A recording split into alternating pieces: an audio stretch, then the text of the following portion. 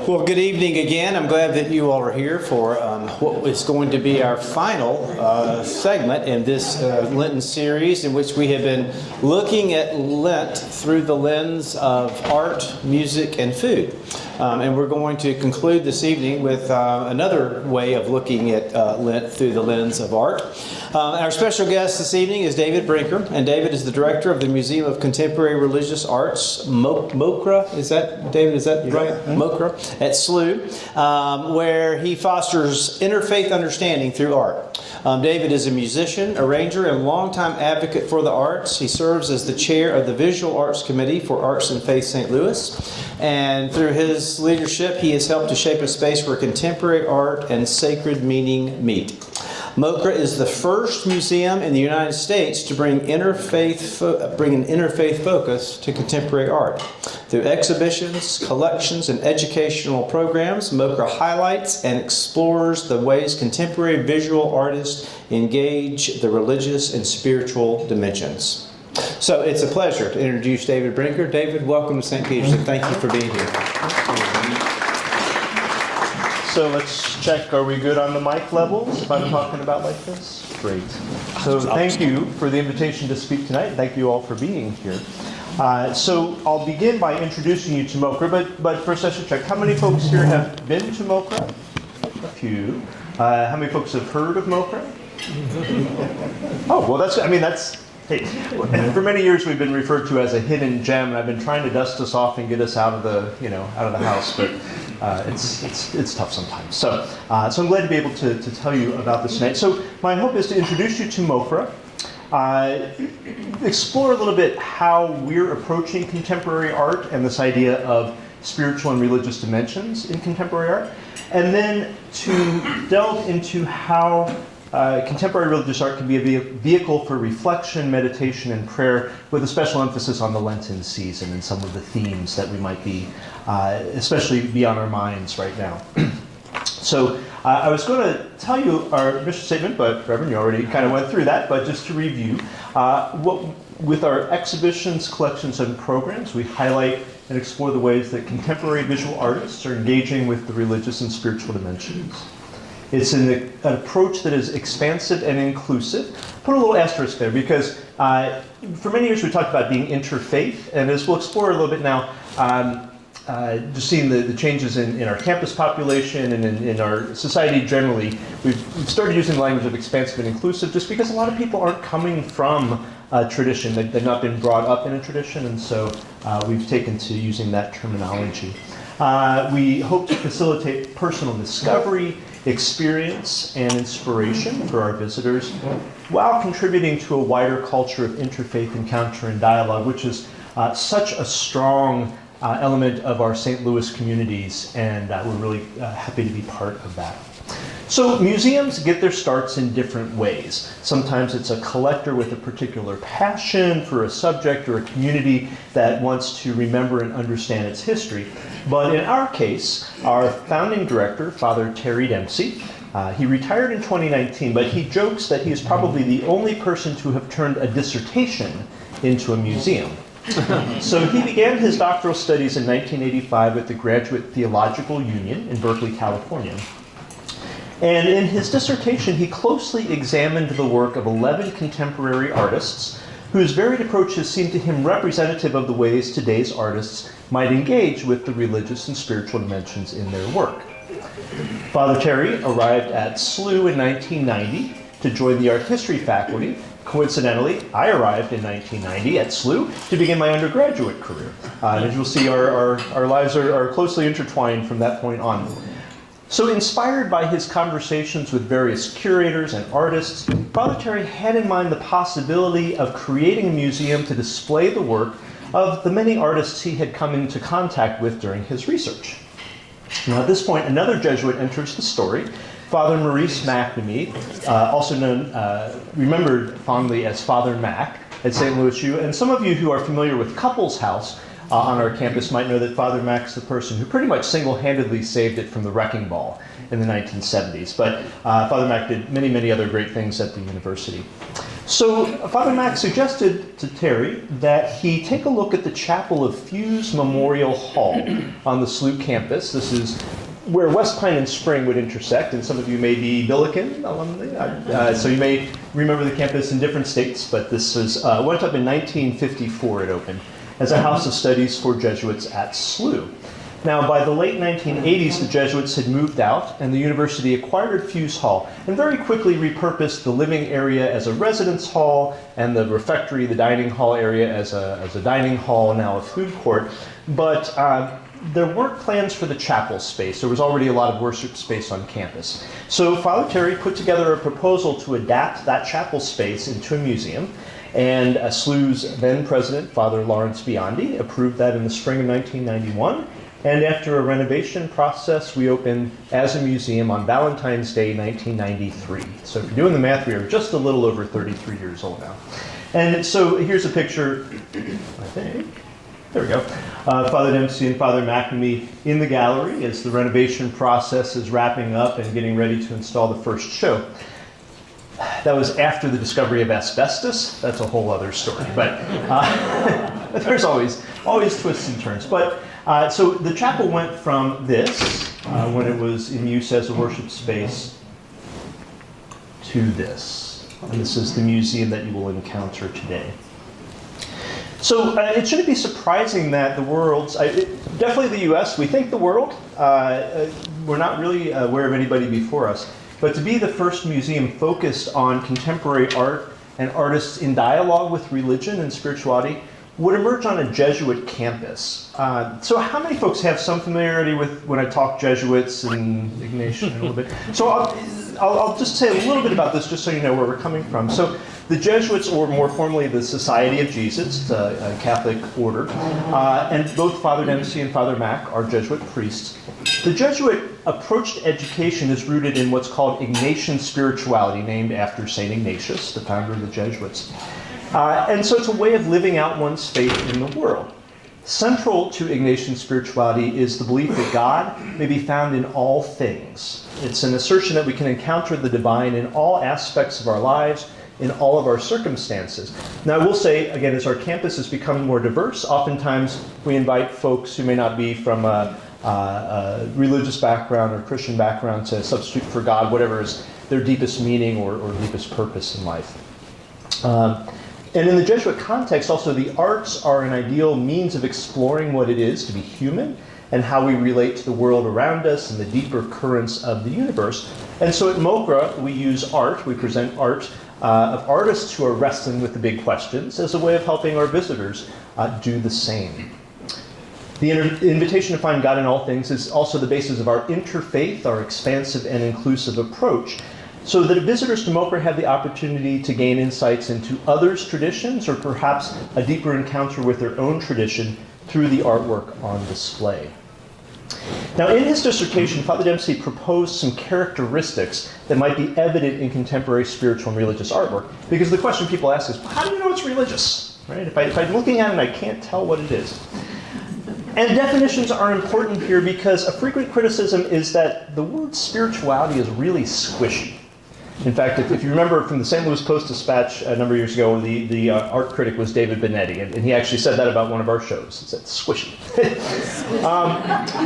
And the idea is that it just becomes meaningless, right? And anything can be spiritual to anybody. But Father Dempsey didn't want to just let it go at that. And Ignatian spirituality is certainly our home base, but I want to propose some characteristics that we might find in many forms of spirituality. Again, going back to our SLU students, many of our students now, when they come on a class visit, describe themselves as spiritual but not religious. You may have heard this. Yep.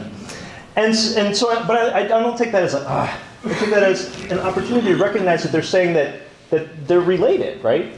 But they're distinct. So I try to explore this with them. So, and you'll be happy to know that they still teach Venn diagrams in schools. And so the students know what I'm talking about. And so I asked them to, first in the first circle, to think about what are some things that we associate with spirituality. And typically their responses include things like an awareness of something or someone greater than ourselves that cannot be fully grasped, yet is not unknowable. An appreciation for the mystery of being human, a sense of connectedness and responsibility for other people and for the natural world, and various practices that facilitate entering into a spiritual state of awareness. And at their best, these spiritual experiences are transformational and open us to an awareness of greater possibilities and to a sense of hope and gratitude. So then I say, okay, now what would we put into the category of religion above and beyond, or what's beyond what we've already mentioned here? And these typically include structures of various sorts that allow us to share spirituality in common, shared stories and myths, specific beliefs or codes of conduct, special meals, attire, vessels, practices, often associated with specific holy times and places. So of course these are very broad strokes, and there are many different ways of defining religion and spirituality, but I hope this gives you a sense that our approach at MOCRA is artists who might be operating in any part of these areas, and then relating to that in their work. I'll take just a pause. Does anybody have any questions about it? Are there any clarifications? I don't want to rush too far, but I do want to get to the art. So, okay. All right. So then, by and large these days, this was true when Father Dempsey began his dissertation, and I think it still holds in many quarters. The idea of contemporary religious or spiritual art is often viewed with skepticism by members both of the art world and of the religious communities. Right? Either godless heathens who have no respect for anything, or just killjoys that want to censor everything, right? Sure, you can find some of those, but what Father Dempsey found was that there's many artists who are really engaging in this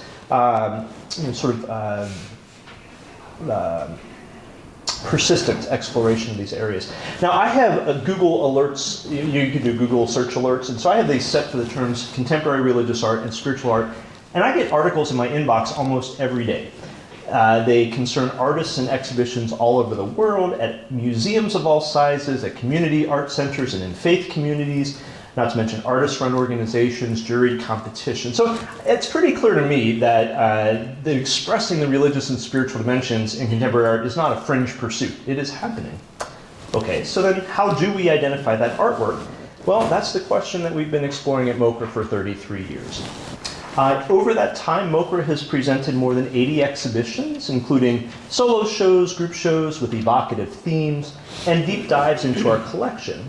We've shown work by artists representing cultural and religious perspectives, including Australian Aboriginal, Buddhism, Hinduism, Islam, Taoism, Judaism, various Christian denominations, as well as artists who don't disclose what, if any, religious beliefs they hold, but who are engaged in a sustained dialogue with the religious and spiritual dimensions. I will note, just because we have to kind of focus ourselves, 3 curatorial rules of thumb that generally you'll find in our exhibitions. For the most part, we haven't collected or exhibited art that is made primarily for ritual or devotional practices. And probably that's because there are certainly outstanding examples of those, but you can find those in houses of worship. You can find those out in the community in their proper place. So we don't need to be the ones doing that because you can already find it. We favor works that are showing a sustained engagement with the religious dimensions, and over those that suggest a simplistic engagement. So just because it's got a cross in it, or just because it's got a Star of David, that doesn't necessarily, for our purposes, make it religious, right? It's as much about what the artist is doing and her or his engagement with that. And we also don't seek out works that court scandal. I'm sure many of you can name a few very famous works that involve religion that have caused a lot of scandal. Now, we don't limit ourselves to safe art, because art can be a very powerful vehicle for critique. But again, it's coming from a place of engagement because it matters, and not just an easy one-liner joke, or just making fun of religion for the sake of that. Trust and respect are fundamental in our relationships with artists, and but we as curators are bringing to bear our perspectives and sometimes seeing things that the artists don't see themselves. And in the end, it's the viewers who decide what they see. So it's not an easy question to answer, but it's been a fun pursuit. So before we get into some specific art examples, I want to share with you just a few of the key exhibitions we've done to give you a sense of the range of what we've done. This 1994 exhibition, Consecrations, the Spiritual Art in the Time of AIDS. Okay, I'm sorry that went away. Okay, PowerPoint sometimes gets out of control. So this is the exhibition that first brought MOCRA international attention and opened people's eyes to the potential of what this approach to art could be, because at a time, and I'm sure many of you recall, when AIDS was a very, very neuralgic, very difficult subject in our country, and most of the art related to that was political. Consecrations was bringing together 28 diverse artists who had a range of experiences, range of human experiences with HIV and AIDS, but also some hope. And the opening reception for that show drew about 800 people. It included a program featuring St. Louis's Danny Clark, who was a former featured dancer for Alvin Ailey, American Dance Theater, and other dancers. So there's a real community gathering together. So people saw that and thought, oh, okay, maybe religious art is more than we thought it could be. A few years later, we had Utopia Body Paint, which featured work from the Utopia community in Australia's central desert region. The artists of Utopia adapt traditional Aboriginal art to contemporary art-making techniques. This art relates to something called the dreaming, which is a term applied to a complex of Australian Aboriginal beliefs, commonly understood to express a creation time, which resulted in the creation of the land and sacred sites. But it's also an unbroken continuity with the Aboriginal people today. So it's a lot of transmission of cultural knowledge and continuity. The show here was made possible by the efforts of Mary Breed Brunstrom, and some of you may remember the Austral Gallery in Lafayette Square, operated from about 1988 to 2000. And with that gallery, Mary single-handedly created a market for contemporary Australian art in St. Louis. It was really remarkable. So she helped us borrow many of the works in that exhibition from local collectors. Last year, I just want to acknowledge that Mary made Mary made an incredibly generous gift of contemporary Australian art to MOCRA and our fellow St. Louis U Museum, the St. Louis University Museum of Art. So at MOCRA, we showed some of that in a show last fall called Legacy, and the major part of the gift is still on display right now at SLUMA, at the St. Louis Museum of Art, through May 31st. So I do encourage you to try to check out that show. Now, sometimes a single work of art can constitute an exhibition, and that was the case with Paranirvana by Bay Area artist Louis DeSoto. This is a work wrestling with the nature of suffering and impermanence and a core element of Buddhism. So DeSoto modeled this inflatable reclining Buddha on the 46-foot wide Paranirvana sculpture at Gulbahar in Sri Lanka. Much easier to transport inflatable nylon than stone. That was an appealing part of the show. Now, he created this work as a memorial to his father, who had passed, but he put his own face on the Buddha. And it was a way of exploring his own mortality, the contingency of life. And that's also signaled by the fact that it was kept inflated by a continuously running air blower. So it wasn't permanently inflated, it came up every day. And during the opening reception, we inadvertently discovered that the process of deflating the sculpture was itself a powerful metaphor for diminishment. So I'm going to show you a very short video. Now, the whole process would normally take about... Do we have sound? I should have checked that. Let me see if this plays. No. Oh. There's your... There we go. Okay. Can you just go ahead and click and we'll see what happens? Sorry. I've got It's okay, we can skip over this. But what would happen, what you see here, is that very gradually it begins to sink. You see wrinkles develop in the face. The shoulder collapses, the chest collapses. The whole process took about 13 to 15 minutes. And people would sit there the entire time to just watch. And many people remarked, especially folks who had experiences with folks with diminishment and long-term illness, and just that this was a really powerful reflection. Now, I often refer to the early 2000s as MOCRA's inflatable era, because right after we had the inflatable Buddha, we had this show. Did anybody happen to come to MOCRA for this show? Well, I've been running into people who did. So this is a work by Andy Warhol.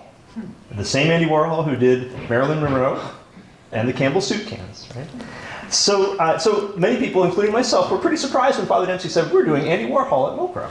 Because Andy Warhol is not, generally known as having a reputation for depth, right, or for spirituality. So Father Terry's mentor, Jane Dillenberger, had published a book a few years earlier called The Religious Art of Andy Warhol. And she made a case that he was an observant Byzantine Catholic. He went to Mass regularly. He had icons in his home. Jane made the case that there was more to Warhol than most people would assume. Now, it took people a while to catch on to this idea, but in 2020, the Andy Warhol Museum in Pittsburgh had a major exhibition titled Andy Warhol Revelation, which it described as, quote, the first exhibition to comprehensively examine the pop artist's complex Catholic faith in relation to his artistic production. I'd like to think we got there first, but that's okay. So anyway, Father Terry's genius, I think, in bringing the silver clouds to MOCRA was that ecstasy, joy, childlike wonder, that's as much part of the spiritual experience as the heavier topics that we have frequently engaged with. And you could pretty much see that from everybody that came through the exhibition. And no, we're not doing it again because it was a wonderful show, but boy, it was a lot of work.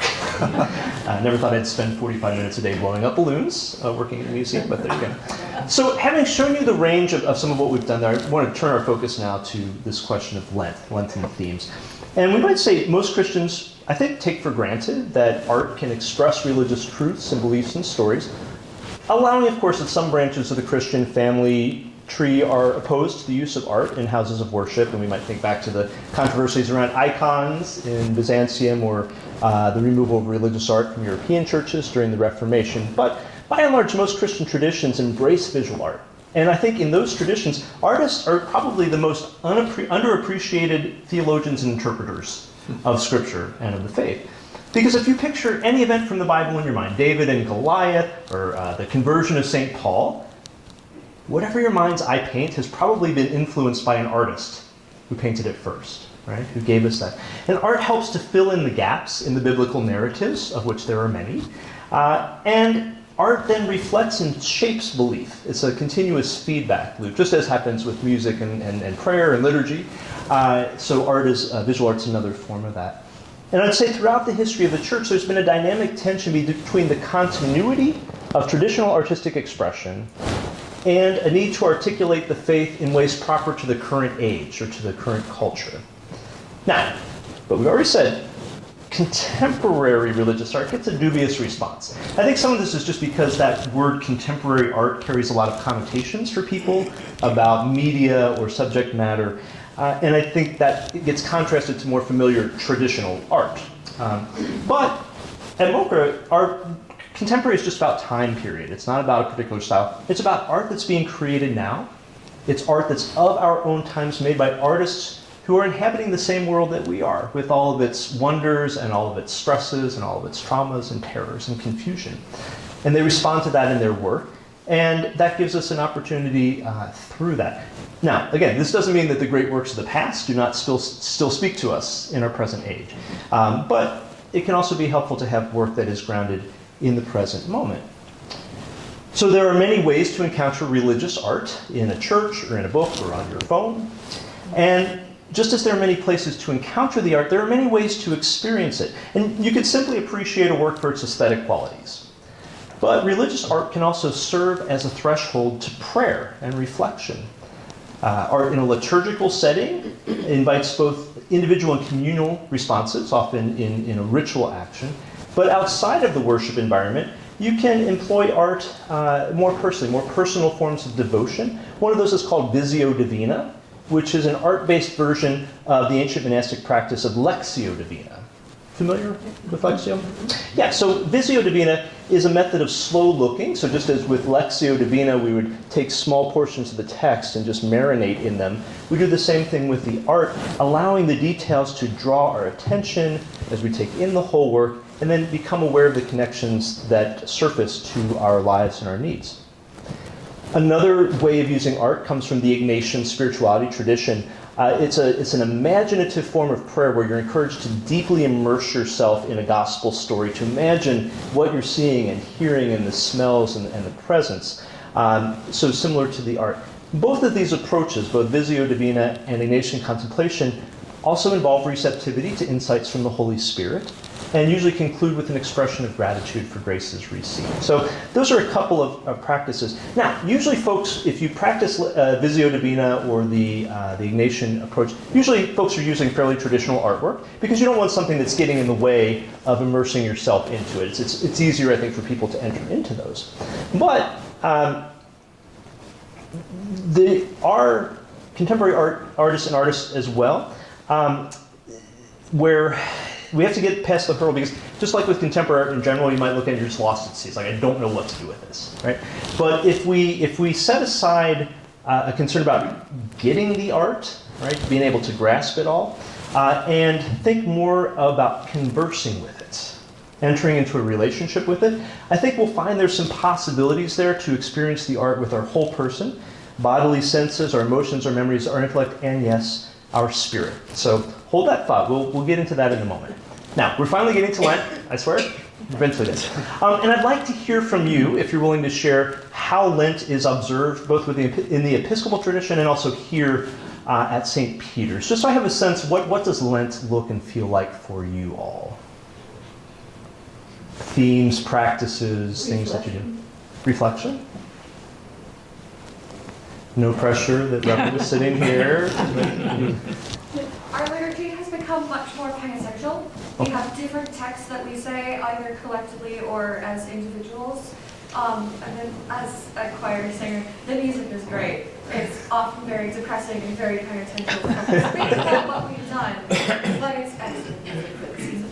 Okay, great. Okay, so in the liturgical life shifts both in text and in mood, and there's some great music and other things associated with that. And colors. Colors. Purples, maybe? Okay. Yeah. No flowers No flowers. on the altar. Okay, so there's an abstinence of sorts from abstaining from certain things. Yeah. So I'm Roman Catholic is my background, and our traditional formulation for Lent is prayer, fasting, and almsgiving. And of course, there's fish fries, which is a St. Louis staple that's extended well beyond the Catholic realm. And also I'm a musician, so there are certain hymns and melodies that I for the season. And it's also not all about penance and gloom for us, because it's also an important season of preparation for baptism and confirmation and entering into the church and renewal, right? There's these different themes. We're coming up on Holy Week from Palm Sunday through Easter Sunday, rich in drama and pathos and theological significance. And many visual artists have been drawn to these stories for both the drama that you can depict in it, but also the very powerful and complex metaphors and themes in there. So much so that MOCRA actually devoted an entire exhibition to the theme of Good Friday. Excuse me, in 2009, and we reprised the exhibition in 2010.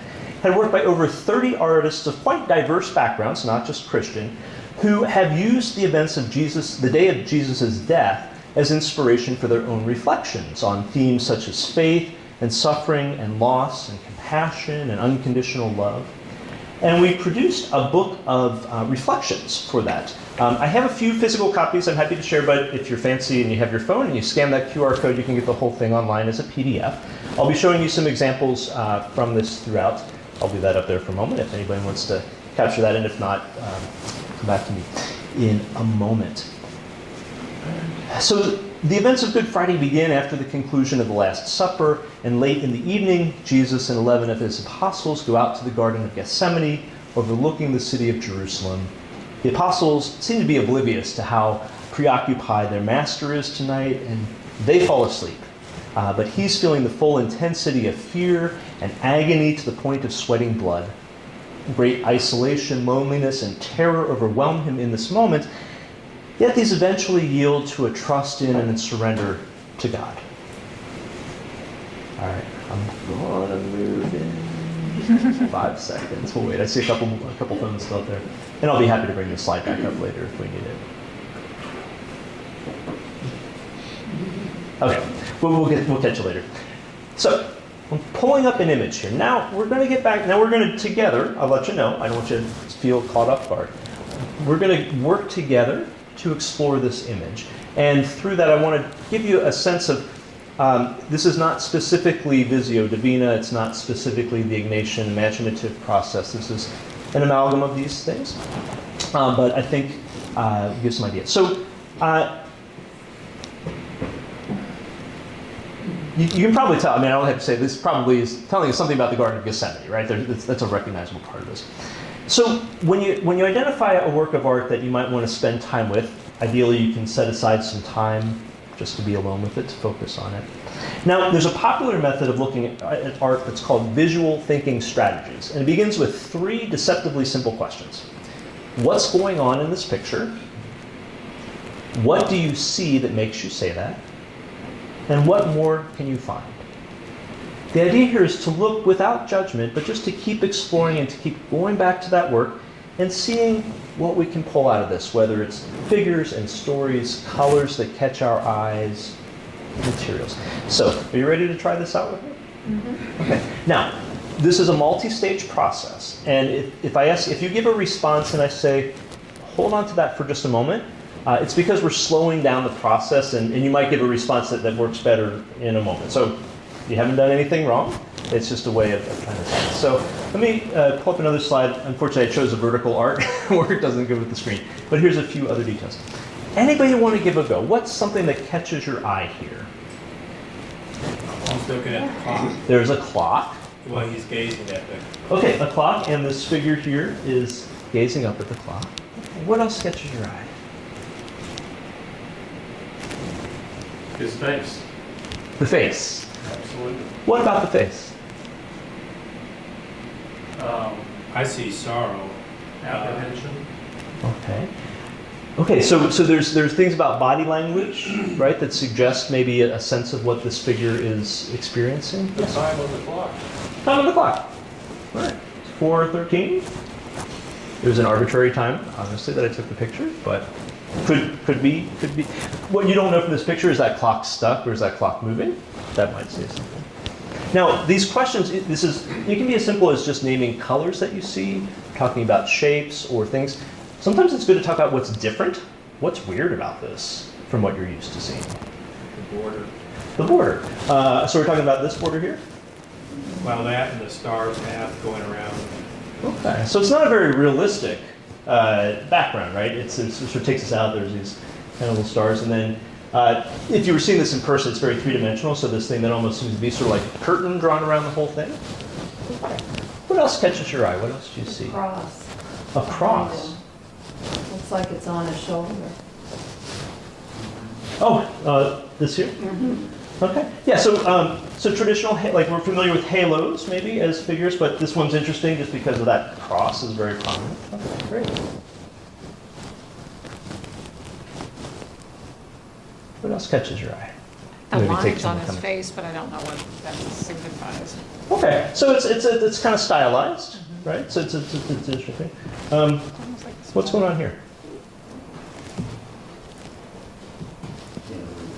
Apart from that, so it says, Abba, Father, all things are possible to thee. Remove this cup from me, yet not what I will, but what thou wilt. More. So now we could, I don't want to take too much of our time to do this, but we could continue with this exercise, just continuing to spend time naming things that we see, thinking about it. Along the way, we also want to pay attention to our emotional responses and memories and fleeting, just even if it's a random association. Now, emotion doesn't always have to be a big thing here. Sometimes it's oh, I'm kind of drawn to that, or don't care for that. Does anybody have a general vibe to this, or feeling responses, or is it evoking any memories for you? I'm finding the distortions of the border and the stars quite unsettling. Unsettling? It feels almost hallucinogenic. Okay. Thanks.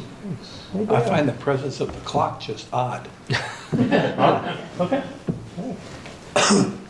It gives a whole new meaning to watching the clock. Yeah. It's a Okay. So those are the first couple steps, right? So it's just looking at the work, taking it in, not trying to get it or explain it. Taking that. But then we can move to be thinking about some meaning. So is there a story here that you recognize, or that you're thinking, maybe this is, like, what do you think is going on here? What's the story here? What's the artist trying to tell us? Anticipation. Okay. I don't want this, but if you will. Oh, okay. So for you, is it conveying, like, is the visual part conveying some of this sense of? He's in the garden, but he's not in the garden. The drapes could make me think of the Jewish tabernacle. Oh. I'll build a booth, you build a booth, and we'll all have booths. In that particular passage from Scripture. Okay. And so, but he's looking at the clock and surrounded by stars, and the stars are in streams. So we're looking at a kind of glimmer of infinity, and he is, after all, Jesus. That's beautiful. Thank you. Thank you for sharing that. Now, how many people would say this is Jesus? We didn't explicitly say. Now, I got to tell you, normally if we were doing this at the museum with a class, I'd give 45 minutes to this. Right? We're making a quick romp through this, but eventually we probably would have started to talk about that Jesus and some stories and some associations, right? Since most of you are probably church-going folks, you would already know Garden of Gethsemane, right? And part of this story. Students these days, a lot of folks that are coming to the museum wouldn't even know that, so we spend more time teasing out some of these things. Now, after, and I would encourage you to spend time, and even getting maybe to as poetic a statement of what might be going on with this, both what you think the artist might have been aiming for with the work, but also how you're receiving it and how it's speaking to you. Now, if you have a docent around, I can tell you more information about it. For instance, it's based on this. Is this familiar to folks? Very famous Heinrich Hoffmann's Christ in Gethsemane from the Riverside Church. So when you see the two together, you can see what the artist was.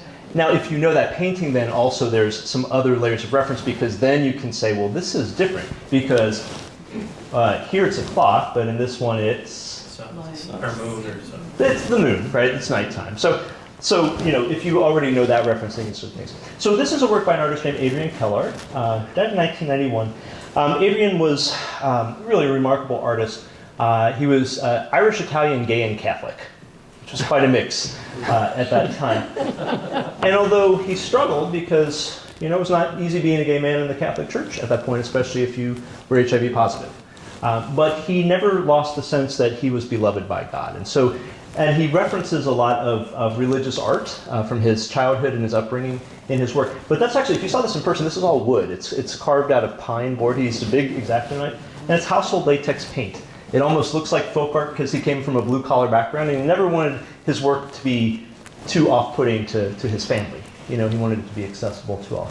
But, and I think at this point he had already been diagnosed with HIV, not be wrong, but if not, he certainly knew people who were, and so that clock takes on a real significance at a time when there were no treatments for that disease, and you might be dead within a year if you got diagnosed.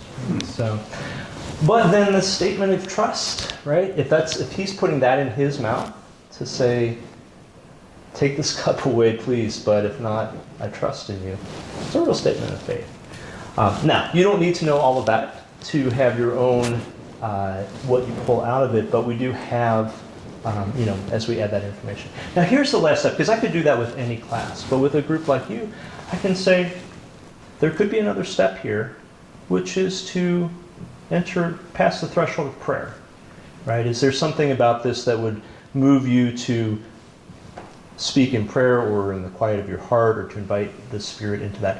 I want to give us just 2 minutes. Nobody has to say anything about it, but I want to allow that moment for this if there's something that you want to bring to God in that way.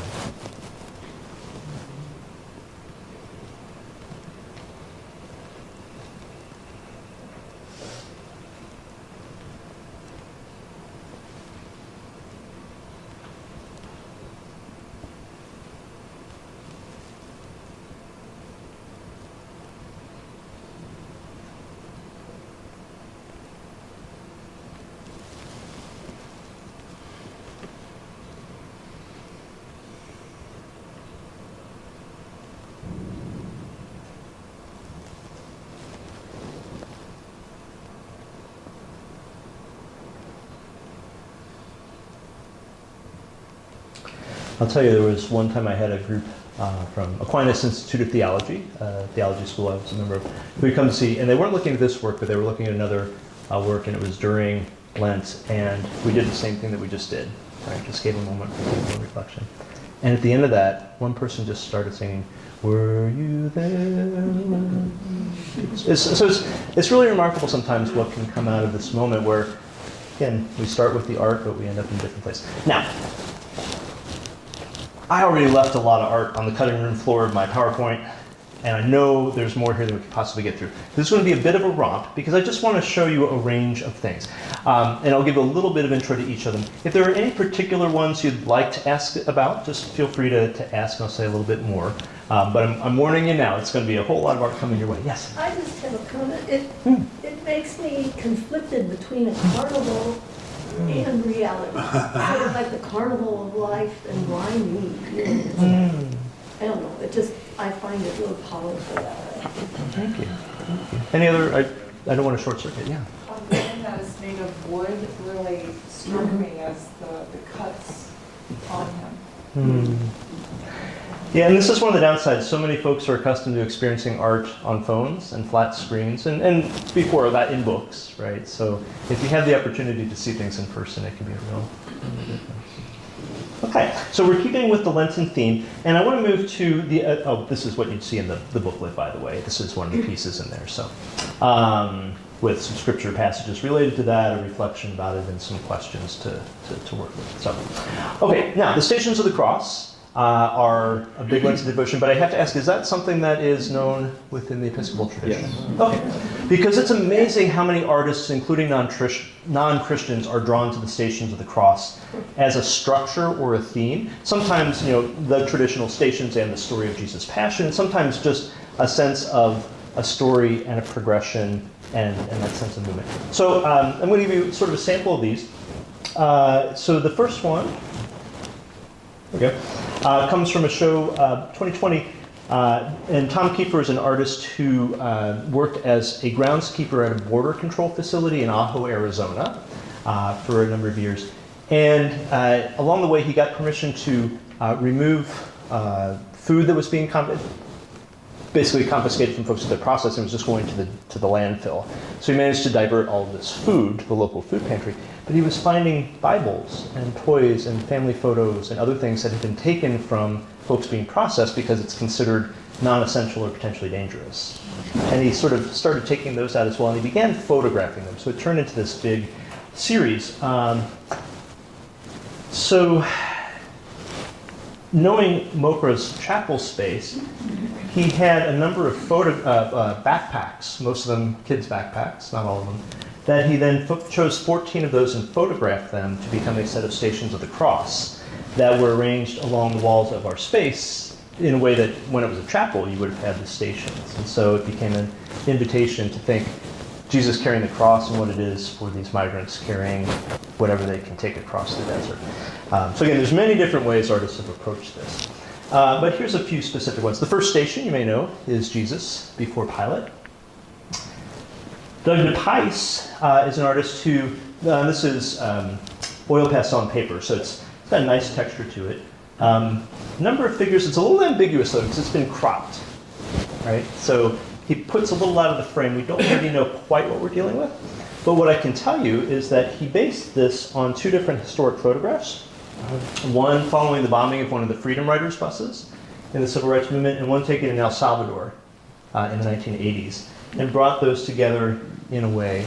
Now again, if we had a lot of time, we could talk about the different figures. We might map them onto the story of Jesus before Pilate, but also think about what's going on with the psychology of each of these people, and where might we find ourselves in that story if we were in this scene? What person might we be within this? The sixth station, one of the apocryphal stories, Veronica wiping the face of Jesus, Veronica stepping out of the crowd, wiping the dirt and the grime and the blood off Jesus' face, and miraculously his face remains on the cloth. This is a work by a Guatemalan-born artist, Luis Gonzalez Palma, and a lot of his work, his subjects are the indigenous Maya of the country, who are pretty low in the pecking order all around. But he brings them into these situations. So here, and it's a little ambiguous whether this is a man or a woman, probably an elder of some sort. But here, and if you're familiar with paintings, this is a Spanish painter, Zurbarán, right? So he's referring to this art historical image, but giving us a very different person to think. So one of our reflections might be, where do we see the face of Jesus? And having recognized that face, how do we respond in compassion, embrace, rejection, discomfort? A very different one, and now this is on display right now. Actually, a lot of the things that are in this presentation you can come and see at MOCRA. Anybody want to guess what that is originally? Hard to tell in this photo. It's made out of leather.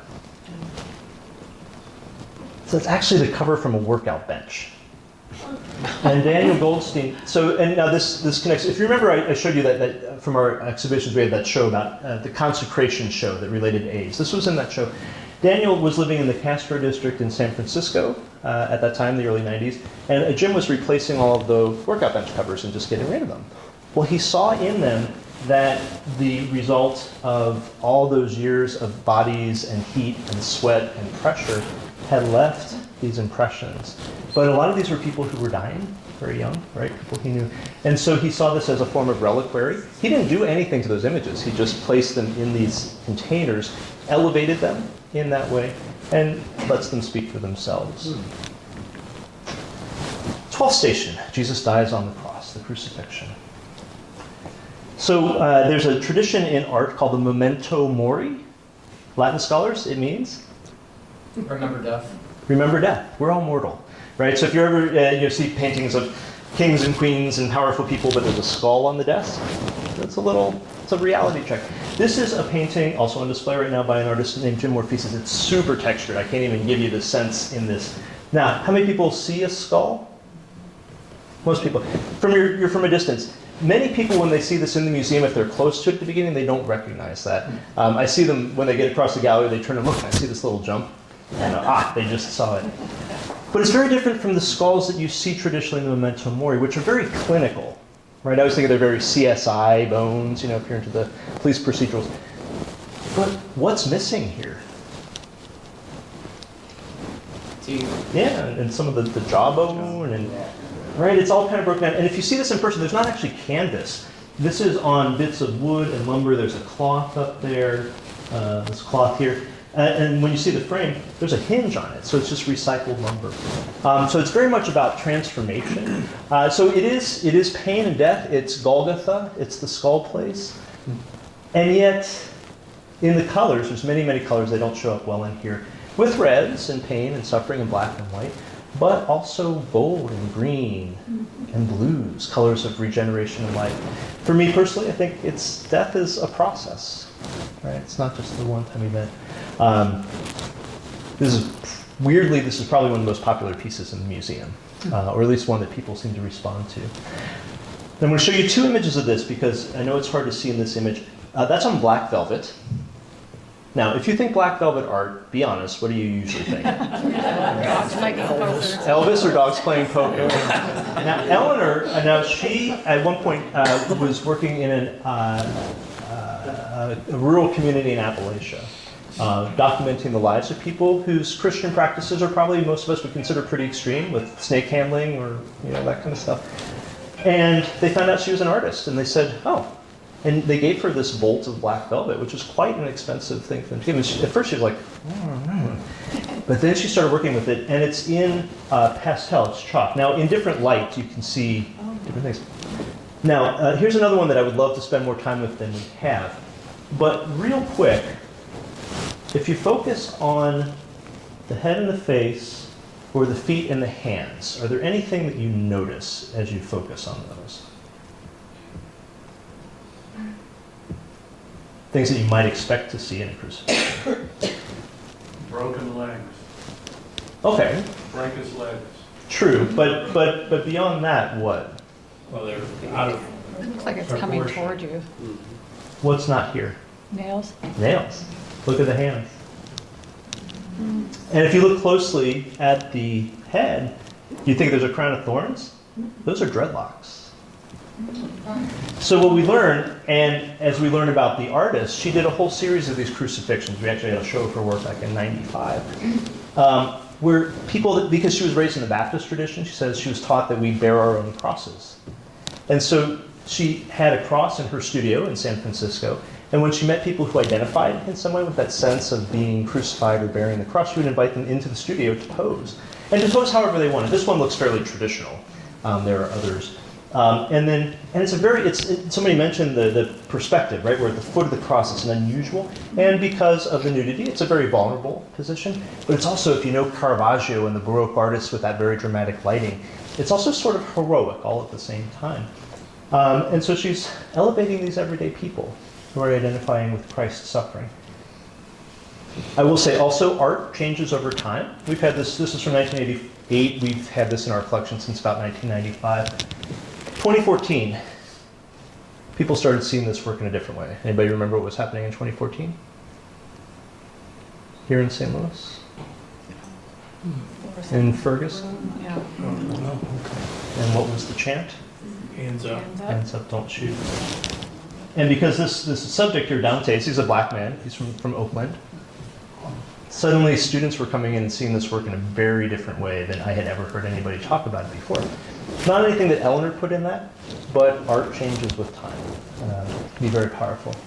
13th station, Jesus brought down from the cross, associated often with the Pietà. Another thing that's not in the Bible, but it sure ought to be, right? Mary holding her son, a mother losing her son. James Rosen, Jewish artist. This is another thing that happens at MOCRA, artists working across faith traditions. Find interest. Now, this is a very difficult one to reproduce in person, but there's painting, and it's about 30 to 50 layers of a very thin, translucent wax tinted with oil paint that built up. Now, the original, the reference for this, he does these homages to Renaissance, is called the Pietà d'Avignon. You may have seen this one before. Highly detailed. You can see every eyelash, every wound. In Rosen's version with that wax, it's more about body language and calm. And when this is on display, the lights are low because if they're much brighter than we have them, you would just sort of see a great canvas. So the invitation is really to sit and spend time with this mother, with her child. But then I give you this Pietà, which you'll see at the museum if you come. Skomsky, he's a Zen Buddhist. The cage, it's about 6 foot square, 8 foot high. That's a sheet of metal covered with dried blood. And then the shadows throughout the gallery. So you could read it as Mary is the cage, Jesus is this slack metal, bloodied. But it's also about the cage, and a cage has this ambiguity. A cage can be a place of confinement and punishment, but it might be a protective place or a safe place if you're deep sea diving or if you're creating a puppy and training it, right? So there's this tension. And for me, though, over the years, what it's come to be about is grief. Because when you come up to the gallery, you can't go in the cage. Please don't try. But those shadows extend. So I think about the extent to which we can enter into somebody else's grief and suffering, or the extent to which we can invite somebody into our own, but also the limits of that. Something to think about is, we look on any of these images of the Pietà.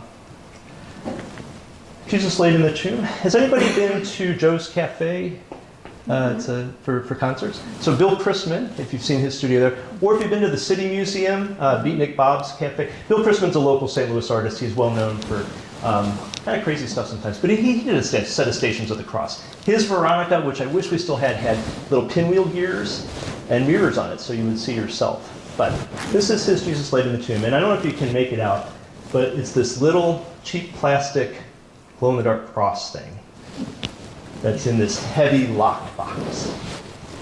So there's that element of hope. Now I do have to say I don't know how long that will last, and if it ever burns out, this piece is forever changed. Bill hasn't explained what we do with that.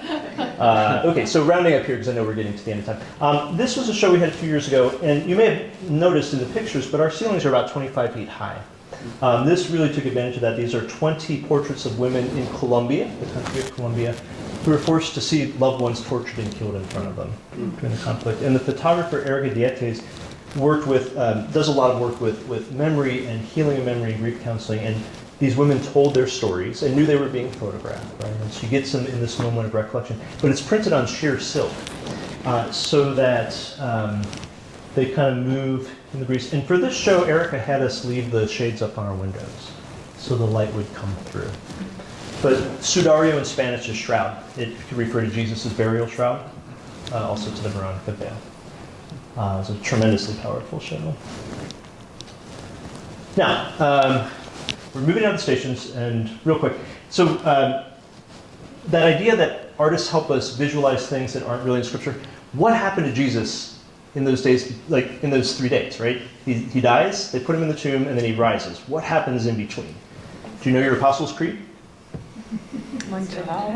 He descended into hell, right? Third day he rose again. So there's a whole bit of theology about what Jesus was doing during those days. It answers questions like, what happened to Adam and Eve and Moses and all the righteous people who died before Jesus? Right? So this is in the St. Louis Art Museum collection. It's a more traditional thing. Here's one that we have on display right now. This is by an artist named Frederick Brown. His descent into hell. It's 9 feet tall. This doesn't do it justice. Now, Fred Brown, you can see if you go downtown to the UMB Banks, downtown at Broadway and Market. His history of the Mississippi Valley. He's really a remarkable artist. So Father Dempsey commissioned from him a Life of Christ altarpiece. So this is the Descent into Hell is the 5th panel. We have the Madonna and Child, Jesus' baptism, descent from the cross, and the resurrection. So you notice most of the other are figural, although oddly figural perhaps, but this one uses this, the colors and the energy, and we could talk with it a lot more. The question I always ask people though is if you're looking at this, are you seeing the energy as plunging down like a meteor crashing in the ground or erupting? Something to think about if you're thinking about that idea of Jesus in the tomb. The resurrection, another thing that the Bible doesn't tell us much about. What's heaven? What's heaven look like? Even artists haven't really tackled that one that much. Charlotte grew up in Austria, was raised Jewish. Her family fled from the Nazis, came to New York. She converted to Catholicism eventually. But it's this really wonderful sort of gathering of souls and then figures being drawn into this figure, which if you notice has a tripart face, right? So we got a little Trinitarian reference. But she's using the visual language of German Expressionism. If you're a Max Beckmann fan down at St. Louis Art Museum, those colors, really beautiful vision. Then I end with this, which I think is what somebody mentioned in the first place. I talked about, if you come to the museum, this is on the back wall, you can't miss it. Samantha's performed in front of it, so she knows it well. It's the 11th, 12th, and 13th Stations of the Cross for Latin America, or La Pasión by Michael Tracy. Again, talk about this for 45 minutes. There's no hidden image, right? But there are materials embedded in the surface. There's broken cups, there's plates, there's rags, but there's also gold, right? So it's dedicated, it was done in the 1980s, it's dedicated to the suffering of folks in countries which sadly we're seeing cycle around again in many of these countries. But then also with the gold that's present on it, this corona, this frame around it, which reminds us both of religious images in Latin American countries, but also suggestions of maybe Aztec, Mayan, indigenous cultures before that. There are many complex messages, but he also built chairs so you can spend time with it. So real quick then, just to wrap up here, would love for you to come down to the museum. We offer tours in groups, so if you want to get a group together, please come on down and see us. If you are an online person, we have a podcast with 25, 30 episodes, and also a Vimeo channel. So many of our talks and programs, so like we'll be online at some point. You can catch those there. There's also a series we started during COVID called Artful Being that are just meditations, 4 or 5 minutes with the artwork and commissioned music. This one I would recommend for you for Lent, for Holy Week. This piece, it's 64 paintings, variations on the cross. So it's a beautiful 7-minute, and then improvised piano by a pianist from Chicago, Dr. Thomas Jefferson. It's a beautiful, beautiful piece. We've got a blog. If you prefer to read, you can learn about my obsession with Legos, or ignore that if you will. But lots of things here, including a pandemic-era project with local artist Con Christensen. And if you'd like, we have an email newsletter. You can find the sign-up link on our website there. So that's the best way to find out what we're doing.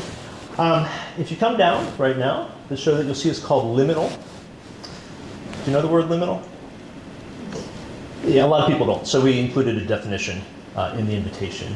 Liminal spaces are about times of transition from one state of life to another. It's often marked by uncertainty, possibility.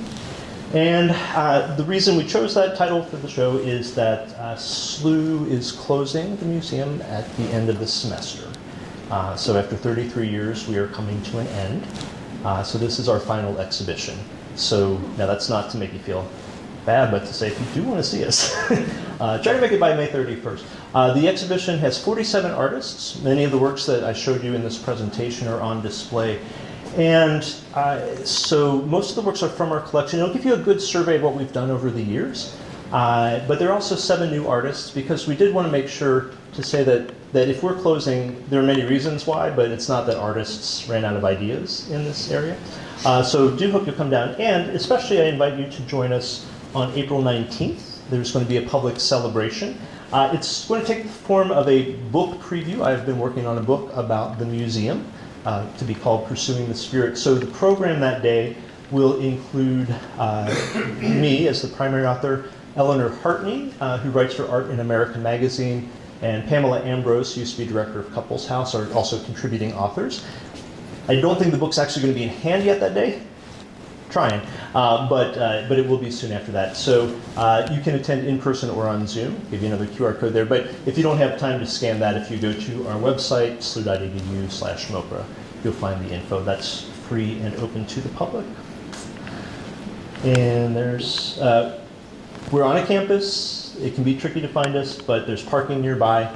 Give me a call. I'll get you to us, I promise. And if you're a person who likes social media, find us there. So I went a little long, but I'm happy to take questions as long as people want to stay. Questions?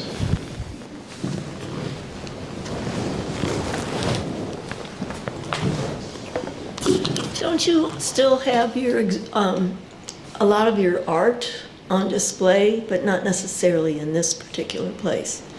So speaking of SLU in general, so Yeah. we are one of several museums at SLU, and so our collection is part of the university Yeah. collection. So as I said, it's a liminal time. There's a lot still to be figured out, but the university will be retaining the work that is part of the MOCRA collection, and some of it will be displayed at SLUMA, the other museum. The other museum. Yeah. SLUMA. SLUMA. Yeah, San Luis Museum of Art. Not sure what's going to happen with that really big piece because that's not going to fit in the doors over there. So there are questions to be answered, but yeah. David, this has been an excellent presentation. Thank you so much for being here. And good luck with this last one and with whatever the future holds for MOCRA and for you. Yeah. Thank you, I appreciate Thank you. And I don't know if anybody mentioned to you, but we also have just opened our own gallery here. And this is probably our 5th, maybe 6th exhibit. Fantastic. Yeah, so we have someone who's not here tonight, but is the one who coordinates this. So again, thank you for being here. It's my pleasure. And I do have a few flyers from Liminal and a few copies of the Reflections booklet and our general pamphlet. I'll just set them here on the table, so you're welcome to take those, and hope to see you. Thanks again for having me.